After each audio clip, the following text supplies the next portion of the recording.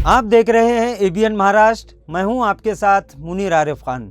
नाज़रीन, Maharashtra assembly election की तशहीर के लिए गुज़िश्ता 15 दिनों से जारी शोर शराबा आज शाम 5 बजे थम गया और अब एक दूसरे पर वार पलटवार का सिलसिला दोबारा सोशल मीडिया पर शुरू हो चुका है। नाज़रीन, गुज़िश्ता 13 नवंबर को मुल्क और आलमी शोहरत याफ्ता एक बड़े आलिम दीन मौलाना सज्जाद नोमानी ने महाराष्ट्र असेंबली इलेक्शन को लेकर एक प्रेस कॉन्फ्रेंस की थी और इस प्रेस कॉन्फ्रेंस में मौलाना सज्जाद नोमानी ने हिंदू मुस्लिम एकता फोरम की जानिब से एक मिसाली और तारीखी ऐलान करते हुए महाराष्ट्र के 1.5 करोड़ मुसलमानों के साथ साथ करोड़ों हिंदू बिरादरान वतन को भी पूरी तरह से हैंग कर दिया था, क्योंकि मौलाना ने इस प्रेस कॉन्फ्रेंस में महाराष्ट्र की 288 असेंबली सीटों पर महाविकास आघाड़ी, वंचित बहुजन आघाड़ी, एमआईएम, समाजवादी पार्टी के कई उम्मीदवार, जिसमें औरंगाबाद मशरिकी हल्के से भी समाजवादी पार्टी के उम्मीदवार डॉक्टर अब्दुल गफ्फार कादरी भी शामिल है।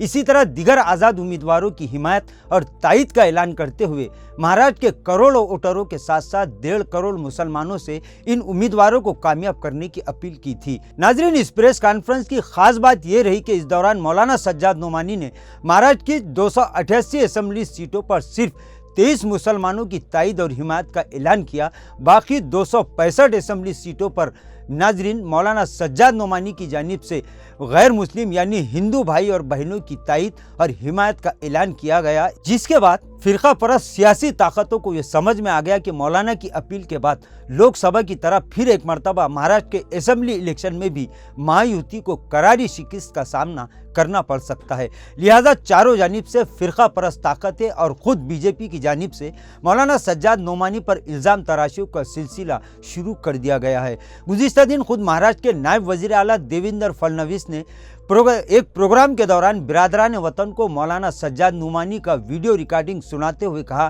कि महाराष्ट्र में वोट जिहाद शुरू किया जा चुका है, जबकि बीजेपी की जानिब से मौलाना के खिलाफ इलेक्शन कमीशन से भी शिकायत करके कार्रवाई की मांग की गई है।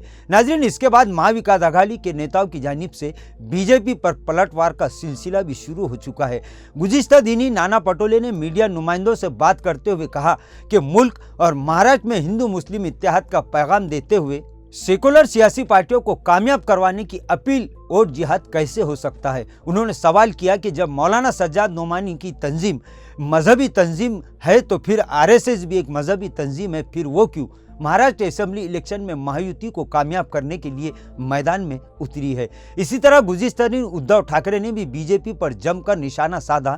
उद्धव ठाकरे ने कहा कि खुद महाराष्ट्र के वजीर आला जो वोट जिहाद का ढिंडोरा पीट कर मजहब की सियासत को हवा दे रहे हैं, वो खुद अपने इंतखाबी जलसों में धर्म युद्ध की बात कर रहे हैं। तो क्या इनका ये धर्म युद्ध वाला बयान भी ज़ाब्ता अखलाक की खिलाफ वर्जी नहीं माना जाएगा? बहरहाल मौलाना सज्जाद नोमानी के ऐलान के बाद नाज़रीन महाराष्ट्र में महायुति के खैमे में एक तरह से घबराहट का माहौल पैदा हो चुका है और यही वजह है कि लगातार बीजेपी के तमाम नेता सज्जाद नोमानी के खिलाफ बयान दे रहे हैं। हद तो इस वक्त हो गई जब बीजेपी के एमएलए नीतीश राणे जो लगातार अपने मुतनाज़ा बयानात की वजह से महाराष्ट्र की सियासत में सरगर्म रहने की एक नापाक और नाकाम कोशिश कर रहे हैं। गुज़िश्ता दिन उन्होंने मौलाना सज्जाद नोमानी के ताल्लुक़ से नाज़रीन एक ऐसा बयान दिया है कि जिसके बाद पूरे महाराष्ट्र के साथ साथ मुल्क भर में मुसलमानों में एक तरह की बेचैनी पाई जा रही है, क्योंकि नीतीश राणे ने जो बयान दिया है वो सज्जाद नोमानी के साथ कई बड़े अकाबिर उलमा और मौलाना और मुसलमानों के ताल्लुक़ से दिया है। नीतीश राणे ने मौलाना सज्जाद नोमानी के साथ साथ उलमा इकराम और मौलानाओं को 23 तारीख के बाद दाढ़ियाँ खींचकर जेल में ठोसने की धमकी दे दी है। सगळे फतवे बाहेर निघतायत, एका बाजूला सर्व धर्म समभावाचं टेप रेकॉर्डर लावायचं, गंगा जमुना तहजीब बोलून दाखवायचं आणि दुसऱ्या बाजूला अशा पद्धतीचे फतवे काढायचे आणि हे आमच्या हिंदू राष्ट्रामध्ये तुम्हाला वाटतं चालणार? ही सगळी जे काही हे फतवे काढणारे हे सगळे जे मौलवी दाढीवाले आहेत ना, यांच्या दाढ्या खेचून 23 तारखेच्या नंतर ह्याला जेलमध्ये टाकणार आम्ही।